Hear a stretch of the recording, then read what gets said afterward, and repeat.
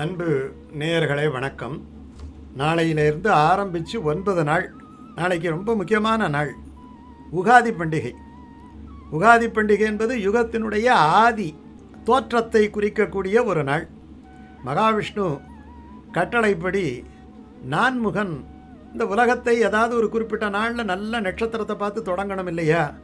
அந்த மாதிரி இந்த கர்ம பூமியான இந்த உலகத்தை படைப்பதற்காக அவன் தேர்ந்தெடுத்த நாள்தான் இந்த பங்குனி மாதத்திலே அமாவாசைக்கு அடுத்த நாளாகி அந்த பிரதமை நாள். அது மட்டும் இல்லை, அம்பாளுக்கு ரொம்ப உகந்த நாள். காரணம், 4 நவராத்திரியில் ஒரு முக்கியமான நவராத்திரி வசந்த காலத்தில் வருகின்ற வசந்த நவராத்திரி. இந்த வசந்த நவராத்திரி நாளை பிரதமையில் தொடங்கி 9 நாள் நடைபெறும். இந்த 9 நாளும் அம்பாளினுடைய 9 விதமான அந்த உருவத்தை நம்ம வணங்குவது என்பது எப்படி நவராத்திரியில் செய்கிறோமோ அதே மாதிரி நம்ம வணங்குவது என்பது ஒன்று இருக்கும். அதாவது நாளைக்கு உகாதியில் ரொம்ப முக்கியமாக என்ன பண்ணணும்னா, ஒரு பச்சடி ஒன்று பண்ணணும்.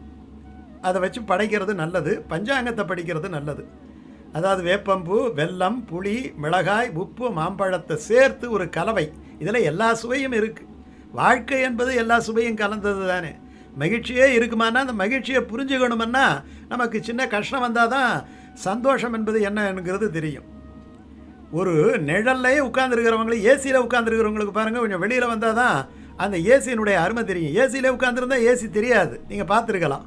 கொஞ்சம் வெயிலில் வந்துட்டு மறுபடியும் ஏசிக்குள்ளே போனால் ஜில்லுன்னுட்டு இருக்கும். அந்த மாதிரி ஒரு கஷ்டத்தை அனுபவித்து விட்டு ஒரு ஆனந்தத்தை அனுபவிக்கின்ற பொழுது ஒரு மனதிலே ஒரு மகிழ்ச்சி பிறக்கும் என்பது உளவியல்.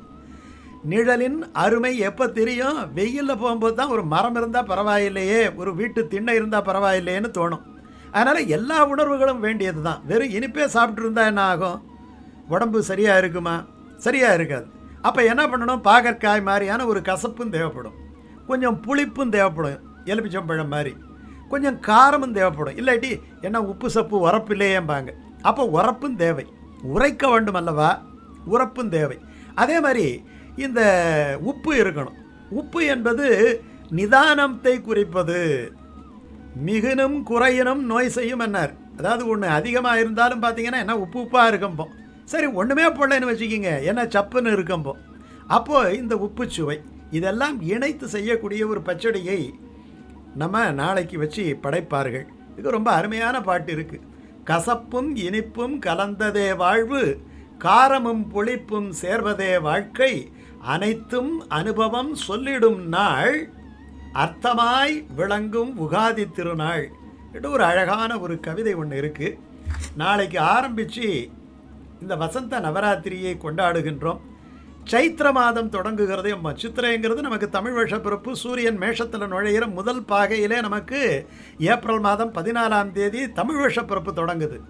ஆனால் யுகத்தினுடைய ஆதி நாள் என்பதை இந்த சைத்திர மாத பிறப்பாக கொண்டாடுவார்கள். இது சாந்திரமான முறையிலே பங்குனி அமாவாசைக்கு அடுத்த நாளிலிருந்து இந்த வசந்த நவராத்திரி நாளாகவும் இதை கொண்டாடுவார்கள். நமக்கு அது எப்படி கொண்டாடுறோமோ அந்த சாரத நவராத்திரியை அதே மாதிரி 3 நாள் துர்க்கைக்கு, 3 நாள் மகாலட்சுமிக்கு, 3 நாள் கல்வி கடவுளான சரஸ்வதிக்கு. ஏன்னா வெற்றியை தரணும்னா வீரம் வேணும், அதுக்கு துர்க்கை. ஐஸ்வர்யம் வேணும், வளம் வேண்டும், அதுக்கு மகாலட்சுமி. நாலெட்ஜ் அறிவு ஞானம் வேண்டும், அதற்கு கலைமகள் சரஸ்வதி.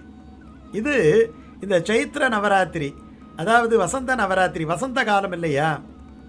இந்த வசந்த காலத்தில் 9 விதமான துர்க்கைகளை நம்ம ஒவ்வொரு நாளும் ஒரு கலசத்தில் ஆவாகனம் பண்ணி நமக்கு எப்படி நவராத்திரி கொண்டாடுறோமோ அதே மாதிரியாக கொண்டாடணும். அதில் 9வது நாள் பார்த்திங்கன்னா எல்லா இடங்களிலையும் ராமநவமி உற்சவம் கொண்டாடுவார்கள். இந்த 9 துர்க்கை யார் யாருங்கிறது தெரிஞ்சுக்கணும். சைலபுத்ரி, பிரம்மச்சாரிணி, சந்திரகாந்தா, குஷ்மாண்டா, ஸ்கந்தமாதா, காத்யாயினி, கனகராத்திரி, மகாகௌரி, சித்திதத்தி அப்படின்ட்டு 9 தேவியர்கள் ஒரு கலசத்தில் வச்சு இந்த தேவியை ஆவாகனம் பண்ணி ஒவ்வொரு நாளும் தேவி மகாத்மியத்திலேருந்து ஒரு அத்தியாயம் படிக்கலாம். இல்லாட்டி போனால் தேவியினுடைய ஸ்தோத்திரங்கள், அம்பாளினுடைய ஸ்தோத்திரங்கள், அந்த ஸ்தோத்திரங்களை படிக்கலாம். ஒவ்வொரு நாளும் ஒவ்வொரு புஷ்பத்தினாலே அம்பாளுக்கு அர்ச்சனை பண்ணலாம்.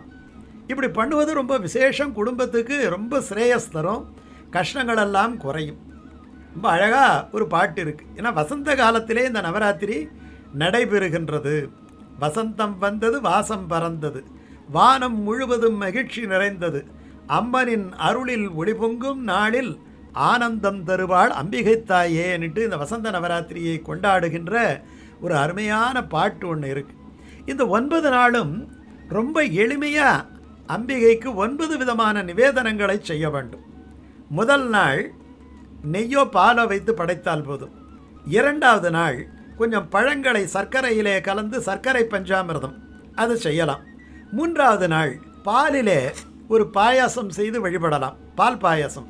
4வது நாள் ஏதாவது ஒரு கேசரியோ ஒரு இனிப்போ ஒரு மைசூர் பாக்கோ செய்து அம்பிகையை வணங்கலாம். 5வது நாள் வாழைப்பழம். ஏன்னா கதலி கௌரின்னுட்டே ஒரு விரதம் இருக்குது, அதனால் வாழைப்பழத்தை வைத்து அந்த தேவியை வணங்கலாம். அடுத்த நாள் தேன். வாழ்க்கையிலே தேன் போல தித்திக்க வேண்டும் அல்லவா? இந்த தேன் என்பது மிக தூய்மையானது.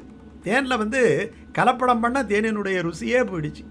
அப்படி தேன், அந்த தேனை வைத்து படைக்கலாம். குறிப்பாக நன்கு பேச வேண்டும், நன்கு பாட வேண்டும், நல்ல குரல் வளம் வேண்டும் என்பவர்களெல்லாம் இந்த தேனை இந்த 6வது நாளிலே வைத்து அம்பிகையை வணங்கலாம்.